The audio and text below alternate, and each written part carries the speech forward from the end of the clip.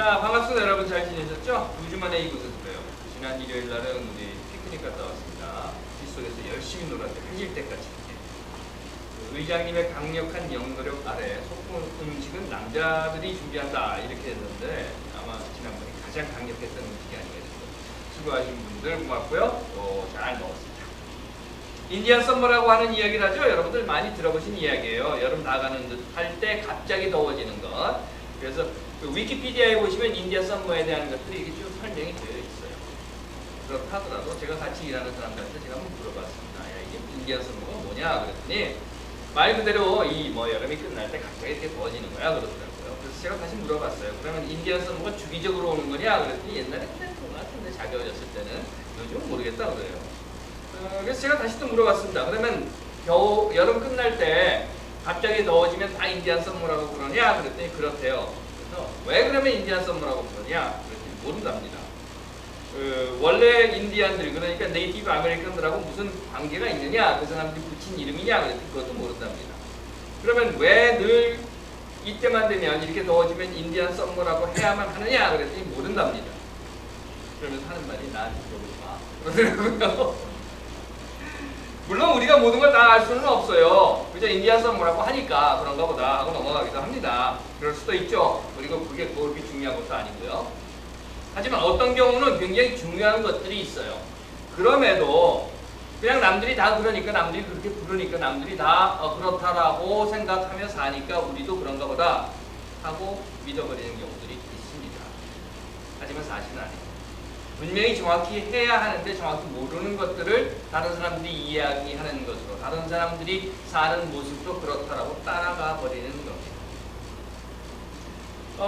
제 생각은요, 믿음이라고 하는 것은 의심에서 나온다고 믿고 있어요. 왜냐하면요, 보지 않고 믿는 것이 참 믿음이다 이런 이야기를 교회에서 많이 써먹기는 하지만 그래서 의심하지 말고 그냥 믿어라 이렇게 이야기를 하지만 저는 앞에서 말씀드린 것처럼 아니라고 생각해요. 의심하지 않으면 믿음도 얻을 수 없다라고 하는 것이 제 생각인 겁니다. 특히나 내가 알고 있는 것이 진리, 진실 이런 것까지는 아니더라도 이것이 옳은 것인가 틀린 것인가 하는 것 정도는 내가 의심을 해봐야만 그래야만 내가 뭔가 확신을 얻을 수 있다는 생각을 합니다. 그저 남들이 다 그러니까 그건 아니라고 생각해요. 여러분들도 의심해보십시오. 내가 믿고 있는 것이 맞는가? 내가 듣고 있는 것이 맞는가? 내가 알고 있는 것이 이것이 정말 정확한 것인가? 그래서 저는요 여러분들을 늘 보면서 이런 생각을 해요. 여러분들이 이곳에 모이신 이유는 다른 것이 아니라 남들 따라서 그냥 멍청하게 세상에서 살자 하는 것이 아니기 때문에 그렇게 살고 싶지 않은 의지가 여러분들에게 있기 때문에 이곳에 모이셨다라고 저는 믿고 그래서 항상 저는 여러분에게 고맙다는 말씀입니다. 고맙습니다. 자, 2014년 9월 첫 번째 일요일입니다. 새 학년이 시작하면 스쿨버스도 다시 시작하죠. 여기서 다시 시작한다는 이야기는요. 스쿨버스에 처음 타는 아이들을 위해서 스쿨버스에 대한 모든 것들을 다 처음부터 다시 가르쳐야 된다고 하는 거예요. 금년에 처음 프리스쿨에 다니기 시작한 아이들이라든가 또는 킨더를 다니기 시작한 그 꼬맹이들에게 저는 스쿨버스 운전사입니다. 그렇기 때문에 스쿨버스를 타는 방법, 스쿨버스에서는 어떻게 행동해야 하는가 하는 것들을 일일이 다 가르쳐 줘야 해요. 예를 들면 스쿨버스를 타고 내릴 때는 옆에 레일링이라고 하잖아요. 혼자 이렇게 잡아야 한다거나 일단 스쿨버스에 타면 자리에 빨리 앉아야 한다거나 한번 자리에 앉으면 일어나거나 이렇게 둘러보거나 무슨 손을 흔들거나 그런 걸 하면 안 된다. 이런 것들. 특히나 꼬맹이들은요 엄마가 밖에 있어요. 그러니까 엄마가 밖에 있는 걸 보고 의자에 앉아가지고 창문을 뚫어주니까 자기 여기 있다고 그런 것 하지 못하도록 하는 것 이런 것들을 제가 다 가르칩니다. 다시 또 가르치고 다시 또 가르칩니다. 그런데 이런 것들을 처음부터 다시 가르치면서 특히나 그 프리스쿨에 다니는 아이들에게 제가 이야기를 해서 이렇게 하면 안 돼 이런 건 해도 돼 라고 이야기를 할 때에 문제가 생겨요. 그 문제가 뭔가 하면 내가 앉으라고 이야기를 하는데 이 아이들은 내 말을 못 알아들어요. 또 이 꼬맹이들이 뭐라고 저한테 이야기를 하는데 저도 그 아이의 말을 못 알아듣는 거예요. 그러냐 미국에 사시는 분들은 다 공통적으로 경험하시는 게 있죠. 그게 뭔가 하면 한국말도 안 되고 영어도 안 되고 그래서 어떤 때는 저도 그냥 한국말로 해버려 내가 한국말을 가르칠까 그런 생각이 들기도 하지만 이 꼬맹이들과의 대화는 단순히 언어적인 문제는 아니에요. 그건 뭔가 하면요 내가 이 아이들에게 하는 이야기와 이 아이들이 제게 하는 이야기의 뜻이 아니 그 내용에 공감되지 못한다고 하는 거예요. 다시 말씀드리면 이 꼬맹이들이 저에게 하고자 하는 말이 사실은 나와 상관없는 이야기예요. 뭐 예를 들어서 이런 거죠. 뭐 엄마가 뭐라 그랬어, 뭐 아빠가 뭐라 그랬어, 어디 갔다 왔는데 우리 누나가 뭐 우리 삼촌이 그런 이야기를 이제 저한테 하는 거예요. 근데 저는 그 이야기가 나와 전혀 상관이 없는 이야기인 거죠.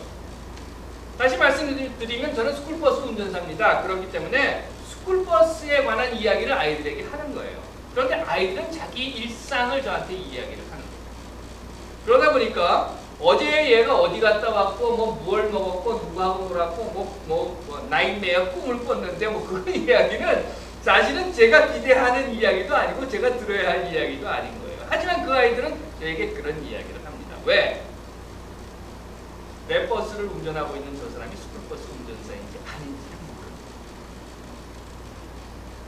그러다 보니까 제가 하는 이야기, 앉아라 라고 하는 이야기를 이 아이들은 이해를 못합니다. 왜냐하면 자기 차를 타고 다닐 때, 그러니까 자기 아버지나 엄마가 운전하는 차를 타고 다닐 때 왜 시트벨트에 이렇게 딱 묶여가지고 가만히 있는 그런 것만 연습을 했었지 48개월 이상 되면 시트벨트 안 하거든요. 시트벨트도 없는 널쩍한 운전에 앉았는데 그것도 큰 버스에 앉았는데 왜 내가 일어나면 안 될까 하는 것에 대한 생각을 못한다고 하는 겁니다. 글쎄요. 내가 운전하는 스쿨버스에 타고 있는 그 아이들은 자기가 스쿨버스에 타고 있는 아이라고 하는 것을 인식하지 못하고 또 나는 스쿨버스 운전사로서 그 아이에게 해줘야 하는 이야기가 있는데 그 아이는 스쿨버스 운전사로서부터 무언가 들어야 하는가 하는 것에 대한 기대치가 없기 때문에 다시 말씀드리면 일종의 그 아이덴티티 크라이시스가 아닌가 이런 생각이 좀 들기도 했었어요. 아니 뭐 꼬맹이들이 이야기 못 알아듣는다고 해서 아이덴티티 크라이시스 이것까지는 좀 그런 거 좀 거창한 것 같긴 하지만 여하튼간에 꼬맹이들은요 앞에서 말씀드린 것처럼 내가 스쿨버스 운전사라는 것 그리고 그 아이들이 지금 스쿨버스에 타고 있다라고 하는 것을 인식하지 못하다 보니까 그러면 스쿨버스 운전사에게 해야 할 말과 또 스쿨버스 운전사로부터 들어야 할 말에 대한 개념이 없습니다. 그래서는 앉아라 그러면 왜 내가 앉아야 되지? 하고 생각을 하게 되는 것이고 더 정확하게는 왜 저 사람이 나보고 앉으라고 하지? 하는 것에 대한 의문을 갖게 되는 거죠. 물론 이제 한두 달 지나면 좀 달라져요. 한두 달 지나면 아이들 그렇게 뭐 말 안 합니다. 이제 습관이 되고 나면 이름을 부르죠. 이름을 부르고 이렇게 하면 앉으라는 거예요. 이렇게 하면 안으로 들어가라는 얘기고 왜냐하면 이 복도에 머리를 이렇게 내밀고 이야기하거든요. 그리고 하지 마라 하는 거고요. 하지만 그때까지는 서로 간에 이 혼란 속에 빠지게 됩니다. 왜 이런 혼란이 생기는가? 그건 저는 앞에서 아이덴티티 크라이시스라고 했는데요. 정체성의 문제가 아닌가 싶어요. 상대방이 누군지 모르고 내가 누군지 모른다고. 마치 병원에 가서 의사에게 의사 선생님 오늘은 무슨 생선이 물이 좋아요? 물어보는 것처럼 또는 수학 문제를 가지고 수학 선생님에게 가서 이 문제 어떻게 풀어요? 그리고 물어보는 학생에게 수학 선생님이 왜 수학 문제를 나한테 가지고 와서 물어보냐? 라고 하는 것과 같습니다. 예수가 서기관과 바리새 사람들에게 이런 말을 했습니다. 성서에 나와 있는 이야기인데요. 뱀들아 독사의 새끼들아 너희들이 어떻게 지옥의 판결을 피하겠느냐? 그랬다는 거예요. 또 예수가 삭개오에게 이런 말을 했습니다. 봐라 오늘 이 집이 구원을 받게 되었다. 이 삭개오도 아브라함이다.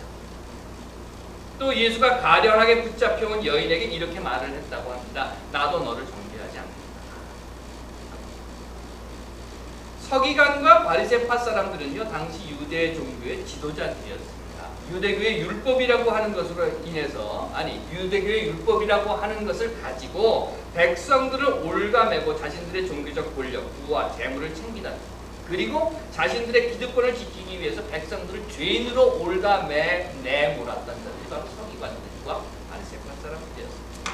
그들을 향해서 예수가 한 이야기예요. 야 이 독사의 새끼들. 삭개오는 세금 징수원이었습니다. 당시 사회에서 세금 징수원은 멸시와 천대를 받던 직업이었어요. 심지어는 로마의 앞잡이라고 하는 소리를 들으면서 모든 동네 사람들이 저거 더러운 놈이야, 저거 더러운 놈이야, 저거하고 같이 어울리지 마 라고 했던, 그래서 가까이 하기 싫어했던 그런 자였어요. 그에게 예수가 이렇게 이야기했다는 겁니다. 아니야, 그도 구원을 받았다. 그리고 너희들과 똑같은, 너희들이 더럽다고 멸시하고 천대하지만 너희들과 똑같은 아브라함의 자손, 유대인이다 라고 인정했다. 간음의 현장에서 처참하게 잡혀왔던 어떤 여인이 있었어요.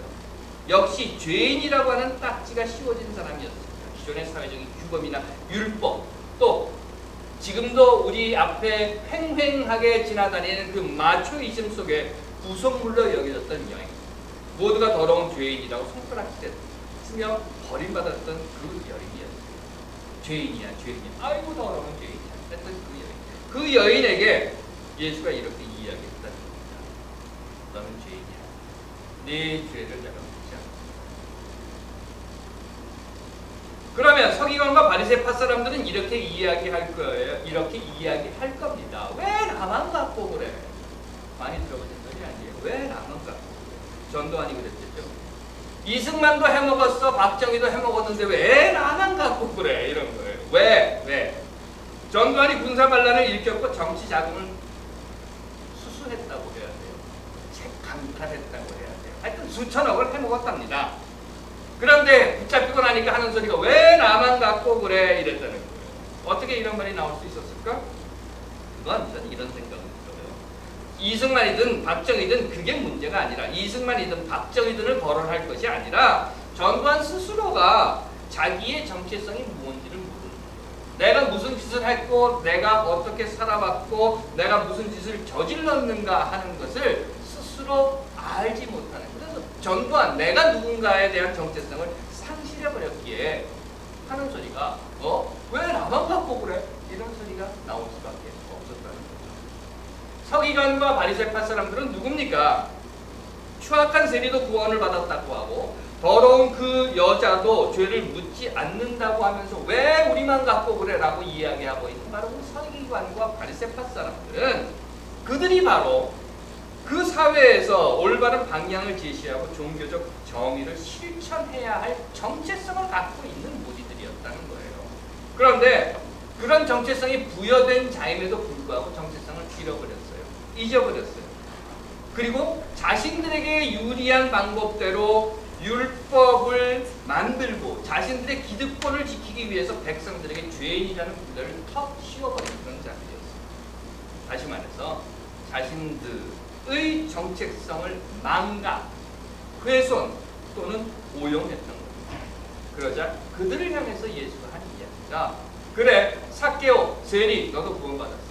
그래 가나마다 붙잡혀왔다고 하는 여인 너도 죄를 묻지 않을 거야. 하지만 너희들 서기관과 바리새파 사람들은 독사의 새끼들이라고 얘기한다. 최근 대한민국에서 얽히고 설키고 도저히 풀릴 것 같지 않게 꽉 막혀버린 정치, 사회, 경제의 상황을 보면 저는 이런 생각을 해요. 이 근본에는 정체성 혼란이 있는 것이 아닙니다. 세월호 참사가 났습니다. 선장이 그 어린 학생들을 놔두고 자신만 먼저 도망쳤어요. 왜 그럴 수 있었을까요? 내가 선장이라는 정체성을 잃어버린 거예요. 내가 선장인지 뭔지 모르는 거예요. 그러니까 그냥 도망쳐버린 거예요. 해경이 다가와서 학생들을 구조하지 않고 그냥 나온 사람들만 이렇게 집어서 배에다 실었습니다. 왜 그랬을까요? 왜 들어가서 그 학생들을 구조해야 되지 못했을까요? 왜 나오라고 소리치지 못했을까요? 간단한 거예요. 자기가 구조대원이라고 하는 정체성을 잃어버린 겁니다. 또는 잊어버린 겁니다. 국정원이 불법 선거에 개입했습니다. 수천만 건의 댓글을 국정원이 다뤘다고 해요. 국정원뿐입니까? 육군 사이버 사령부 역시 그랬다고 해요. 왜 그런 일을 할 수 있었을까요? 국정원이 뭘 하는 것인지에 대한 정체성을 잃어버린 거예요. 그러다 보니까 댓글질이나 하고 있는 거예요. 그런 현상은 오늘날 우리에게 있어서 국회의원을 뭐라고 부른다고요? 국회의원. 나라의 해를 끼치는. 국무총리는 식물총리. 이런 것. 홍보수석. 지금 국회의원 됐지만 뭐라고 불렀어요? 내시수석. 또는 검찰은 떡살이 되고 경찰은 견찰이 되는 거예요. 심지어는 기자들까지. 그래서 기자와 쓰레기를 섞어서 기레기라는 말까지 하는 거예요. 왜 그렇습니까? 그건 경찰이 경찰로서의, 국회의원이 국회의원으로서의, 국무총리가 국무총리로서의 또는 기자가 기자로서의 정체성을 상실해버렸기 때문에 그런 결과가 나온 거라고 생각합니다. 그러다 보니까 이 정체성의 혼란이라고 하는 것은 오늘날 우리 사회에 있어서 정체성 상실뿐만 아니라 요즘 애들이 그런 얘기 하더라고요. 어휘상실까지 이끌어낸 것이 아닌가 하고 저는 생각해요. 하긴 국회의원, 검찰, 경찰 탓할 게 뭐 있겠습니까? 대통령 자체가 자신의 정체성이 뭔지를 모르는 것 같아요. 요즘 보면. 그러다 보니까 세월호 유가족뿐만 아니라 500만에 가까운 국민들이 세월호 특별법을 만들어야 된다고 서명을 해서 그 서명지를 들고 청와대로 가겠다고 하니까 오지 못하게 하는 거예요. 난 몰라, 오지 마. 왜 그걸 나한테 가지고 오느냐. 뿐입니까? 벌써 5달이 다 되어가는 세월호 참사, 유가족들의 광화문 시위, 수만 명이 단식 릴레이를 하고 미국에서도 마찬가지입니다. 지난 주말에 워싱턴에서 단식 릴레이를 했어요. 워싱턴 백악관 앞에서, 그리고 워싱턴 포스트 본사 앞에서. 그러면서 대통령 면담을 요청하는 그들의 요구를 묵살하고 자같이 시장에 가서 멸치를 사거나 또는 뭐 뮤지컬 구경을 다닌다고 하는 것을 보면 과연 박근혜라고 하는 사람은 자신이 대통령이라고 하는 정체성을 가지고 있는가, 인식하고 있는가 하는 것에 대한 의심이 들지 않을 수가 없는 겁니다. 이제 우리를 한번 보죠. 우리를 한번 봅시다. 어느 날 일을 하고 있는데 아내가 전화를 했어요. 그러면서 하는 말이 들어올 때 그로서리에 무엇을 사가지고 오세요 라고 이야기합니다.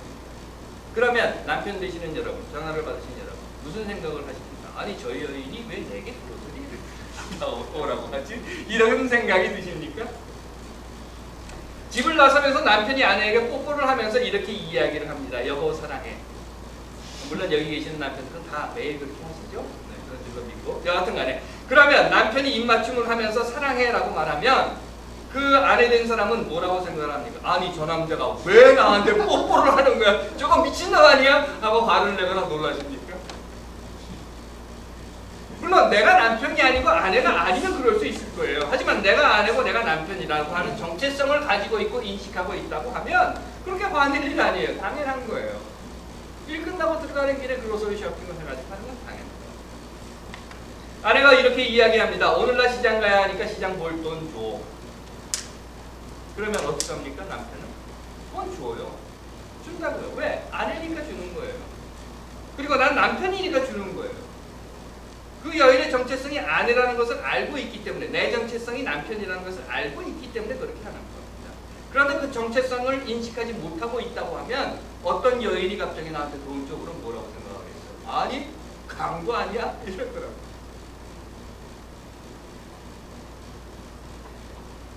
신나게 속력을 내서 운전을 하고 가다가 저기 경찰차가 딱 서 있습니다. 그러면 어떡합니까? 이끄다 말거나 그냥 가립니까? 아니죠. 싹 브레이크를 밟죠. 그리고 속도계를 봅니다. 몇 마일이지. 왜? 내가 그 경찰의 정체성을 알기 때문에 그래요. 하나님께서 사랑하시는 여러분, 우리는 말이죠. 이 세상 속에서 내가 누구인가라고 하는 정체성을 가지고 삽니다. 그리고 내가 누구인가라고 하는 정체성으로 인해서 이 사회로부터 무언가 거기에 내 정체성에 맞는 기대와 요구를 이렇게 받으면서 살게 됩니다. 너 자신을 알아라. 뭐 이런 철학적 명제가 아니더라도 내가 누구인지, 내 역할이 무엇인지, 내가 무엇을 해야 하는지, 내가 어디에 살고 있는지, 내게 이 가족이, 이 학교가, 이 사회가 나를 무엇이라고 부르는지, 내 정체성이 무엇이라고 생각하며 또한 보고 바라고 기대하고 있는지를 모른다고 하면, 그래서 아내나 또는 남편이나 부모나 자녀나 교사나 학생이나 또는 이 사회 구성원으로서 내가 살아가는 이 사회로부터 내가 누구인가를 모른다고 하면 우리는 내가 설 자리가 어디인지조차 모르게 될 것이고, 나는 이 사회 속에서 구성원으로서 내 해야 할 일들을 다 하지 못하게 되고 말 것입니다. 그렇기 때문에 이건 분명히 알아야 하는 거예요. 내 정체성이 무엇입니다. 이걸 잃어버리면 또는 잊어버릴 때는 나는 더 이상 내가 아닌 것입니다. 그리고 이런 정체성을 잃어버리거나 잊어버릴 때는 결국 우리는 소통까지도 막혀버리고 맙니다. 마치 스쿨버스 운전사와 킨더가든 꼬맹이가 서로 다른 이야기를 하는 것처럼. 하나님께서 사랑하시는 여러분, 여러분들은요, 여러분들이 살아가는 세상 속에서 그 상황과 삶의 자리에 따라 여러 가지 정체성을 갖게 됩니다. 어떤 때는 남편의 정체성, 어떨 때는 교사의 정체성, 어떨 때는 부모의 정체성, 그리고 그 정체성에 다른 무언가를 그 대상자로부터 기대에 받으며 살아가게 됩니다. 그렇기 때문에 그 정체성에 맞는 생각과 행동, 그에 따라 적절히 수행하며 우리는 이 땅을 살아가고 있는 것입니다. 그리고 이제 저는 여러분들의 그 아름다운 삶의 정체성 속에 한 가지 더 첨가를 하려고 합니다. 그것은 아내나 남편, 부모나 자녀, 교사나 학생, 그것뿐만 아니라 이 역사의 주인이라고 하는 정체성입니다. 여러분들이 곧 이 대한민국의 역사, 이 민족의 역사, 그리고 여러분들이 살아가고 계시는 이 시대의 역사의 주인이라고 합니다. 그 말은 이 역사는 여러분들에게서 만들어진 것입니다. 여러분들이 역사를 만들어가는 주인이라고 하는 정체성. 그렇기 때문에 잘 살아요. 더 이상 말씀드리지 않겠습니다. 다만 역사의 주인으로서의 정체성을 잊거나 잃지 않는 여러분들이 되십시오. 그것이 오늘 우리에게 들려주시는 하나님의 음성이라고 저는 믿습니다. 여러분들 모두가 이 역사의 주인으로서 이 역사가 부르는 그 음성의 정체성을 잊거나 잃지 않는 분들이 되시길 간절히 빕니다. 기도하겠습니다. 하나님, 오늘 우리 삶에서 우리들의 정체성이 무엇인지 기억하고 잃어버리지 않으며 행하고 살게 하옵소서.